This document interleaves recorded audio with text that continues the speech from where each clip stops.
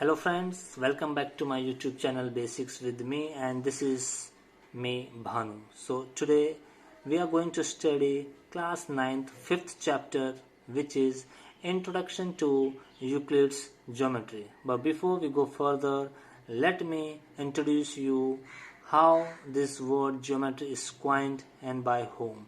So here the geometry means earth measurement, where the geo means earth and metron means measurement or measuring.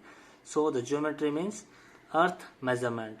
Now in your textbook it is given that how this earth measurement came. It is a little story on behind this. You can read it in your book. So the person who coined this word geometry is Euclid. So he was the first Greek mathematician who coined or initiated a new way of thinking the study of geometry.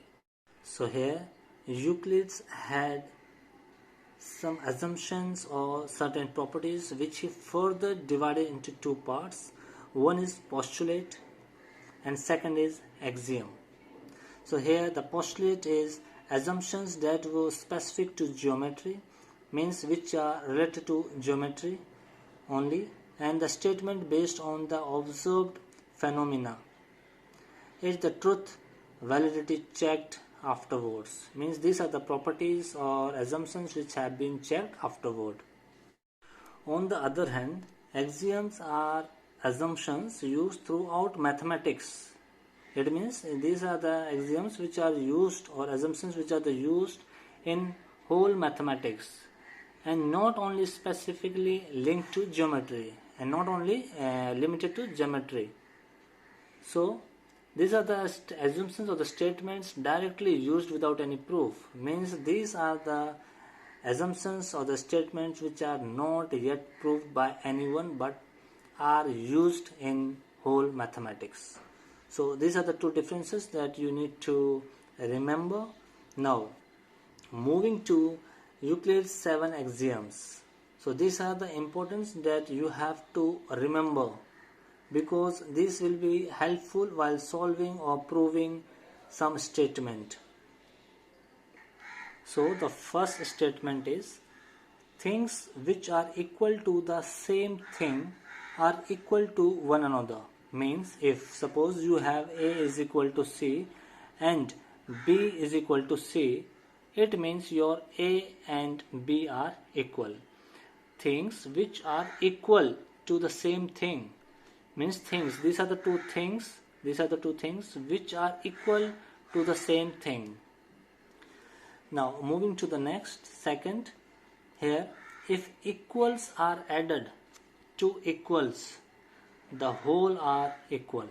Means if equals are added, suppose these are the two where the A is equal to B, both are equal. If equals are added to equals, then we are adding equal to equals, means we are adding A plus 2 is equal to B plus 2, because here the given is if equals are added, these are the equals, if equals are added to equals, because A is equal to B and here 2 is equal to 2, if we will add equals to equals, then the whole are equal because these two are getting equal. Now if equals are subtracted from equals, the remainders are equal. So here equals are subtracted from equals, these two are equal and this 2 is equal to 2, so we are subtracting these equals from these equals so that the remainders will be equal. Now moving to the third, things which coincide with one another are equal to one another. Suppose this is a given line, initially the points are A and B, and you again draw a second line which coincide on this line and the points are P and Q. So things which coincide with one another are equal to one another. So both the lines are equal because both are coinciding on one another. First A and B. Suppose this is my second line P and Q. Now I am placing or this line, I'm just taking this line and placing on this line in such a way that the points P coincides at A and Q coincides at B, so that we will get the one line. So here things will coincide with one another, are equal to one another. Now this is the fifth. The whole is greater than the part. This is the very simple. Suppose these are the two parts, A and B. If you add these two, you will get the whole, which is greater than your individual or part. It means your A plus B will be greater than always by A or by B. Now moving to sixth one. Things which are double of the same thing are equal to one another. Things which are double of the same things. Suppose here these two are the things. So here this thing A is double of the same thing. C is double of the same thing. Means these two things are equal to the double of the same thing. So here then we will get A is equal to C, because A is equal to 2B and C is equal to 2B. The only difference is that here these are the two doubles.